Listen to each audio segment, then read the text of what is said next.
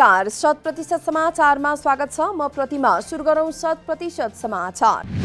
बैतडीकी किशोरी भागरथी भट्टको बलात्कारपछि हत्या प्रकरण, आरोपित दिनेश भट्ट प्रहरीद्वारा सार्वजनिक। 17 वर्षीय किशोरी भागरथी भट्टको बलात्कारपछि हत्या आरोपमा पक्राउ परेका दिनेश भट्ट सार्वजनिक।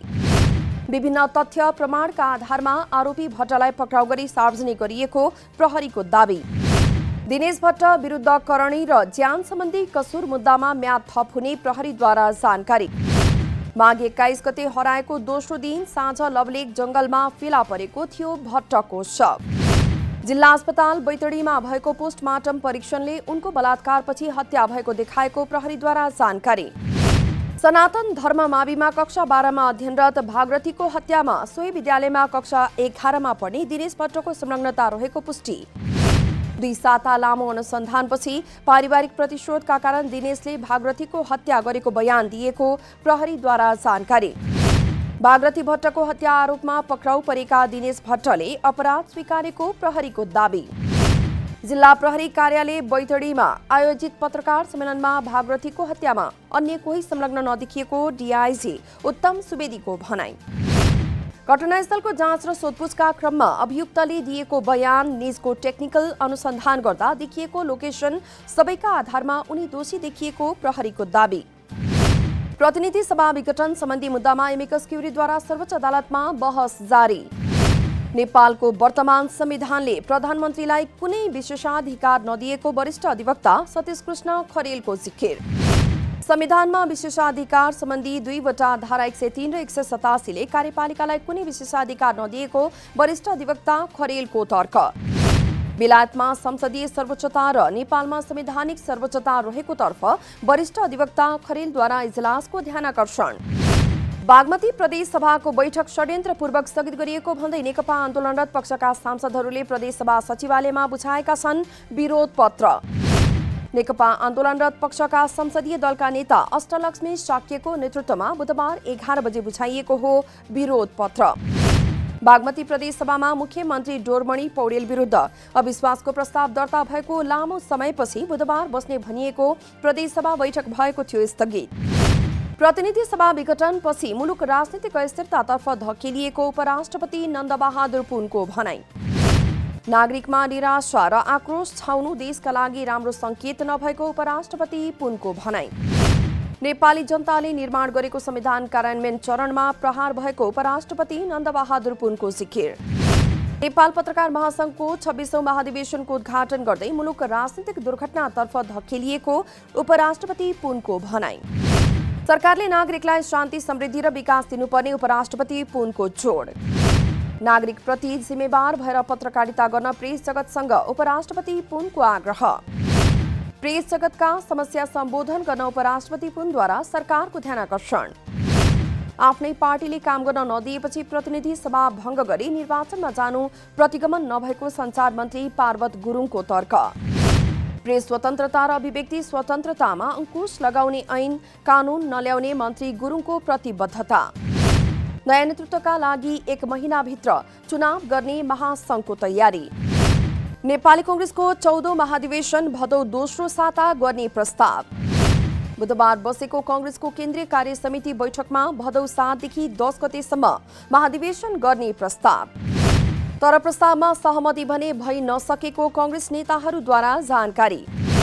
यस विषयमा केन्द्रीय समिति बैठकमा छलफल गरेर बिहीबारसम्ममा टुङ्ग्याउने कांग्रेसको तयारी।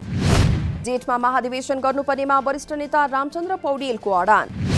खुल्ला मञ्चलाई खुल्ला गर्ने काठमाडौँ महानगरपालिकाको पहल। पछिल्लो समय हरेक दिन जसो सडकमा हुने विरोध प्रदर्शन, आमसभा लगायतले सडकहरू अस्तव्यस्त हुँदा नागरिकले खेप्नु परेको छ शास्ति। जनदबाव बढेपछि खुल्ला मञ्च खाली गर्न महानगरको पहल। राजनीतिक कार्यक्रम गर्ने ऐतिहासिक थलो खुल्ला मञ्च भने केही वर्ष यता परेको थियो अतिक्रमणको चपेटामा। खुल्ला मञ्चभित्र भएको अतिक्रमण रोक्न नसकेको आरोप खेप्दै आएको महानगरपालिकाले बुधबार अतिक्रमण गरेर बनाइएका टहराहरू डोजर लगाएर भत्कायो। अकुपाई टोडी खेलका अभियन्ताहरूले खुल्ला मञ्चमा भएको अवरोध हटाउन दिँदै आएका थिए दबाव। प्राचीन कालदेखि काठमाडौँको खुल्ला स्थलको पहिचान बनाएको खुल्ला मञ्चलाई सधैँका लागि खुल्ला नै छाड्नुपर्नेमा जनप्रतिनिधिहरूको जोड। देशभरका करिब 2,53,000 कम्पनीको नियामक निकाय कम्पनी रजिस्ट्रारको कार्यालयको सेवा प्रवाहसँग सेवाग्राहीहरू असन्तुष्ट। यता सेवाग्राहीको गुनासोलाई ध्यानमा राखेर सातै प्रदेशमा प्रदेश कार्यालय स्थापनाको कार्य अगाडि बढाइएको कम्पनी रजिस्ट्रारद्वारा जानकारी। सेवा प्रवाहमा ढिलासुस्ती हुने, बिचौलियाको बिगबिगी रहेको र कारबाही प्रक्रिया अत्यन्तै झन्झटिलो भएको सेवाग्राहीको गुनासो। तर सेवाग्राहीसँग कम्पनीको नियम विनियम र कारबाहीप्रति जानकारी नहुँदा बेला बखत गुनासो आउने गरेको कार्यालयको दाबी। सूचीकृत प्रक्रिया सजिलो भए पनि खारेजी प्रक्रिया अत्यन्तै झन्झटिलो रहेको सेवाग्राहीहरूको गुनासो। सबै कम्पनीको कागजातहरू विद्युतीय प्रणालीमा समाविष्ट गरिसकिएको र बाँकी रहेका अन्य कागजातहरू पनि चाँडै विद्युतीय प्रणालीमा ल्याउने कार्यालयद्वारा जानकारी। त्यसपछि सेवाग्राहीको गुनासोको उचित सम्बोधन हुने कार्यालयको भनाई।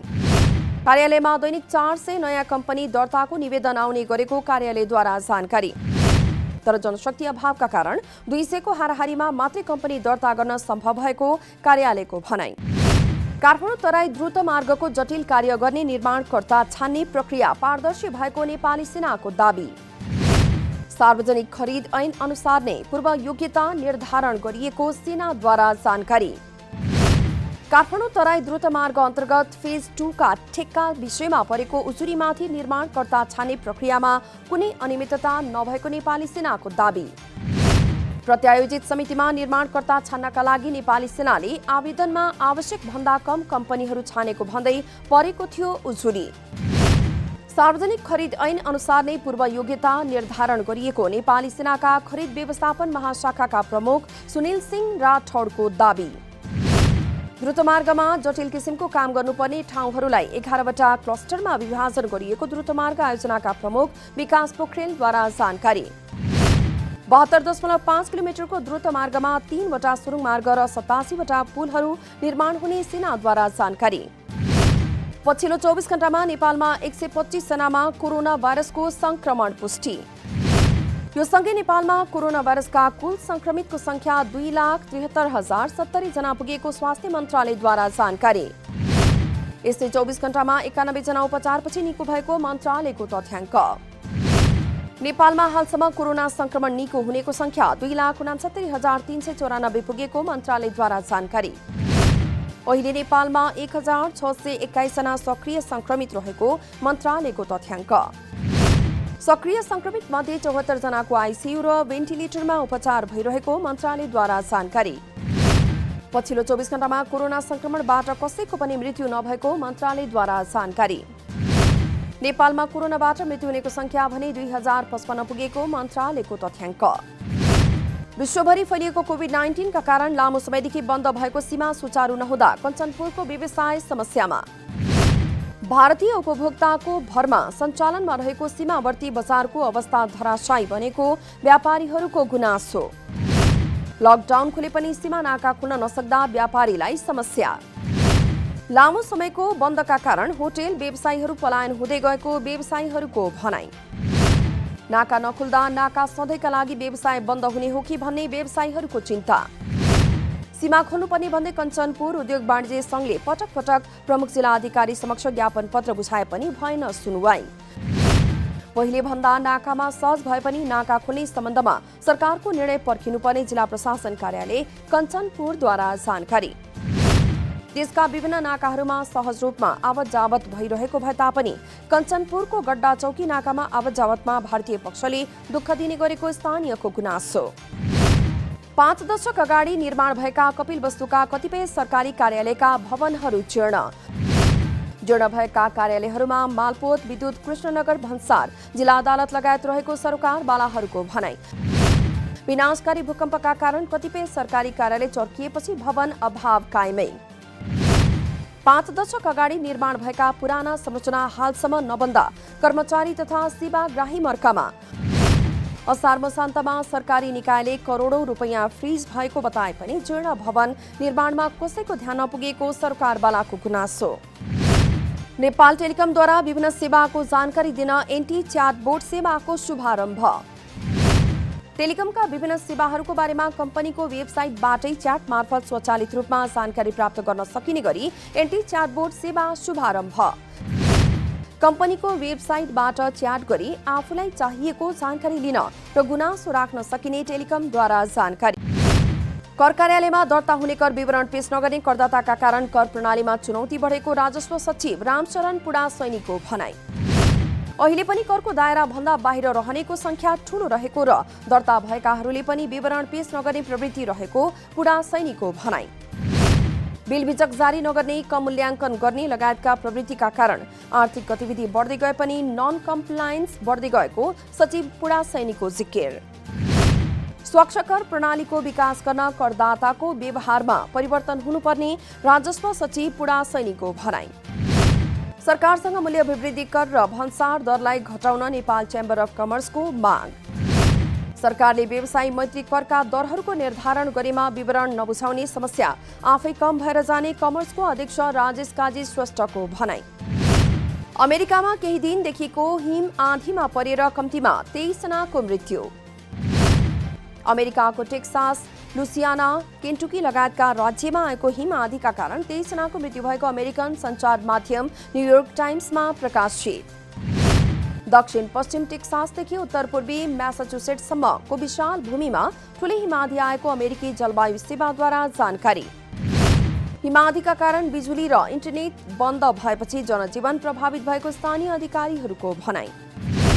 अमेरिकी राष्ट्रपति जो बाइडेनद्वारा टेक्सासमा आपातकालको घोषणा। अर्को हिउँदे आँधी अमेरिकाका दक्षिण तथा मध्यपश्चिमी क्षेत्रमा बुधबारदेखि सुरु हुन लागेको पनि जलवायु अधिकारीहरूद्वारा जानकारी।